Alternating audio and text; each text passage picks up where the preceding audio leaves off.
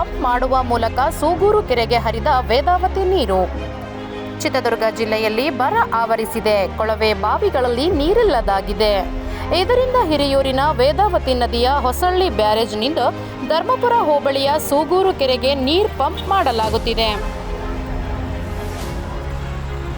Pump ಮಾಡುವ ಮೂಲಕ ನೀರು ಬಿಟ್ಟಿದ್ದು ಸೂಗೂರು ಕೆರೆಗೆ ಅಲ್ಪ ಪ್ರಮಾಣದ ನೀರು ನಿಂತಿದ್ದು ಜಾನುವಾರುಗಳಿಗೆ ಕುಡಿಯಲು ಮತ್ತು ಅಂತರ್ಜಲ ಮಟ್ಟ ಹೆಚ್ಚಿಸಲು ಸಹಕಾರಿಯಾಗಿದೆ ಎಂದು ರೈತ ಮುಖಂಡ ಕಸವನಹಳ್ಳಿ ರಮೇಶ್ ಹೇಳಿದರು.